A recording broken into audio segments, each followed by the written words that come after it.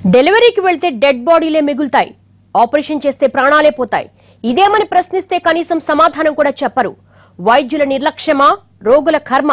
సర్కారీ దవాఖానా నీలోఫర్లో చావు డప్పులు కలకలు రేపుతున్నాయి.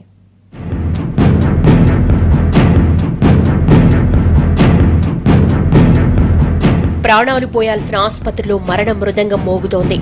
డెలివరీ కోసం నీలోఫర్కు వస్తున్న గర్భిణీల ప్రాణాలు గాల్లో కలుస్తున్నాయి. హైదరాబాద్ నీలోఫర్లో ఆపరేషన్లలో బ్లీడింగ్ ఆగక వారం రోజుల్లో 5 మంది బాలింతలు రీనా, ముష్రా బేగం, ఫరా ఫాతిమా, అనూష, ముష్రఫ్ అనే మహిళలు మరణించారు.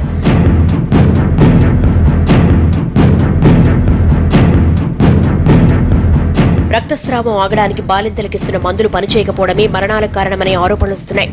అయితే ఈ విషయాలను అధికారులు గోప్యంగా ఉంచుతున్నారు. ప్రసవం తర్వాత బాలింతలకు రక్తస్రావం జరుగుతోంది. దీనిని నివారించడానికి ఇంజెక్షన్లు, మందులు ఇస్తూ ఉంటారు. ఇది పనిచేయకపోవడంతో రక్తస్రావం నియంత్రించలేకపోతున్నట్లుగా తెలుస్తోంది.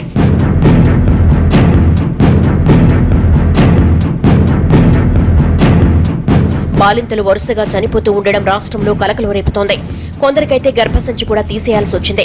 గర్భిణీలు నీలోఫర్ ఆసుపత్రి అంటేనే భయపడిపోయే పరిస్థితి ఏర్పడింది. మృతుల కుటుంబ సభ్యులు హాస్పిటల్లో ఆందోళనకు దిగుతున్నారు. డాక్టర్ల నిర్లక్ష్యం వల్లే చనిపోయిందంటూ మృతుల బంధువులు ఆరోపిస్తున్నారు.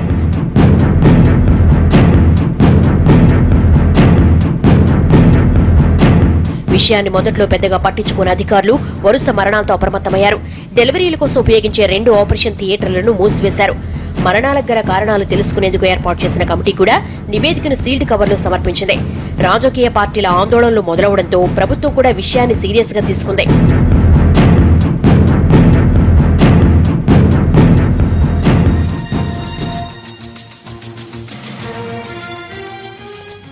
నీలోఫర్ హాస్పిటల్లో ఉద్రిక్తతలు 2వ రోజు కొనసాగాయి. అధిక రక్తస్రావంతో చనిపోయిన అనూష కుటుంబ సభ్యులు నీలోఫర్లో ఆందోళన చేశారు.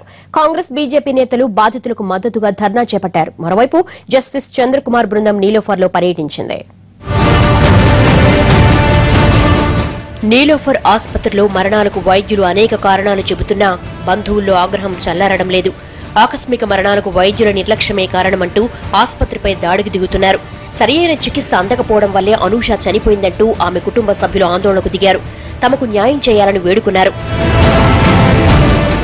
నీలోఫర్లో వరుస మరణాలపై జస్టిస్ చంద్రకుమార్ ఫర్ హాస్పిటల్ సందర్శించారు. అదే సమయంలో అక్కడ ఆందోళన చేస్తున్న మృతురాలు అనూష బంధువులతోనూ చంద్రకుమార్ మాట్లాడారు. చికిత్స తీరును అడిగి తెలుసుకున్నారు. తర్వాత ఆసుపత్రి అధికారులను కలిసి వివరాలు తెలుసుకున్నారు. నీలోఫర్ ఆసుపత్రిలో వైద్యుల నిర్లక్ష్యం కారణంగానే బాలింతలు మృతి చెందుతున్నట్లుగా జస్టిస్ చంద్రకుమార్ తెలిపారు.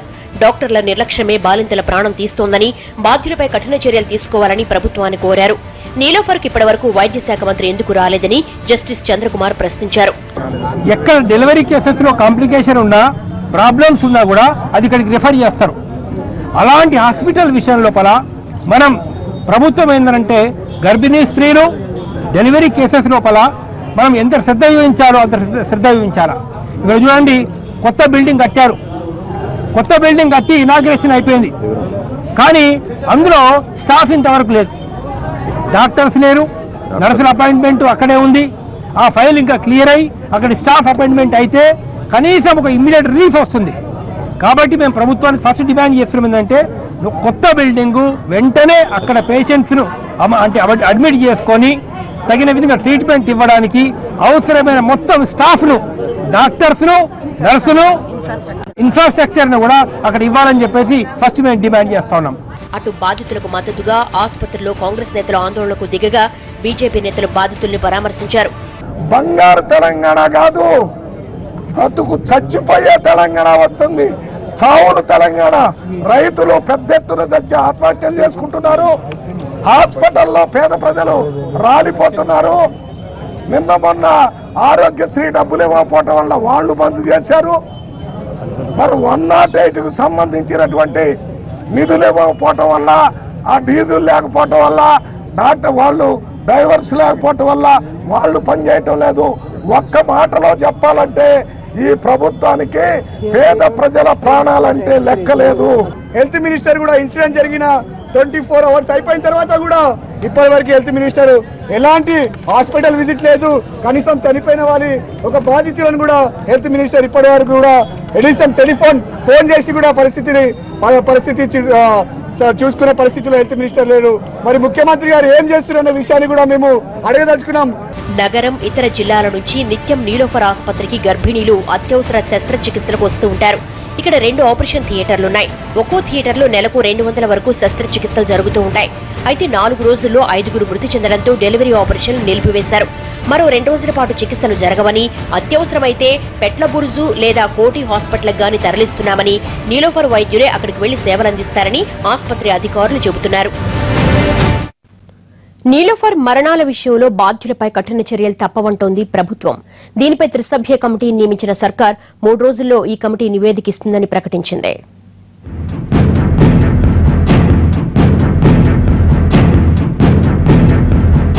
నీలోఫర్ ఆసుపత్రిలో బాలింతల మృతిపై దుమారం మొదలు కావడంతో ప్రభుత్వం కళ్లు తెరిచింది. వరుసగా ఆసుపత్రుల్లో జరుగుతున్న ఘటనలపై వైద్యారోగ్య శాఖ ఆగ్రహం వ్యక్తం చేస్తోంది.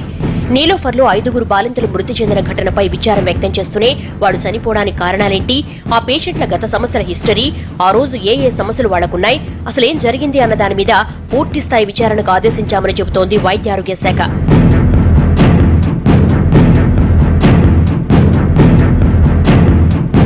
రక్త పరీక్షలు, మందుల అనాలిసిస్, ఆపరేషన్ థియేటర్లు, డెత్ ఆడిట్ వంటి అన్ని రకాల పరిశోధనలు చేపట్టింది ఆరోగ్య శాఖ. మరి 1 month లో ఈ 4-5 జరగడం అనేది కొంచెం మేము కూడా దాని మీద దృష్టి సారించి తప్పకుండా ఎంక్వైరీ చేస్తున్నాం.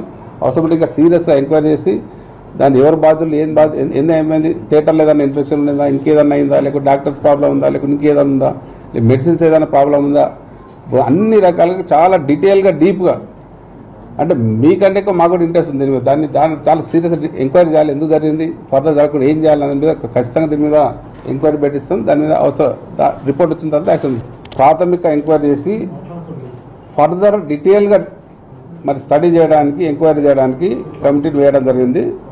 వాళ్ళు తొందరలోనే రిపోర్ట్ ఇవ్వడం జరుగుతుంది. దాని మీద ఫర్దర్ యాక్షన్ తీసుకుంటారు. గత ఏడాది ఒక్క నీలోఫర్లోనే 6,795 డెలివరీలు జరిగాయని, ఈ ఏడాది జనవరిలో 534 డెలివరీలు జరిగినట్లుగా ఆరోగ్య శాఖ తెలిపింది. తమిళనాడు, కర్ణాటక, మహారాష్ట్ర, ఏపీల నుంచి వేలాది పేషెంట్లు వస్తూ ఉంటారని, ప్రసవం కోసం వచ్చే పేషెంట్లలో అధికంగా కాంప్లికేటెడ్ ఇష్యూస్తోనే వస్తూ ఉంటారని, అందువల్లే మరణాలు ఎక్కువగా ఉన్నాయని ఆ శాఖ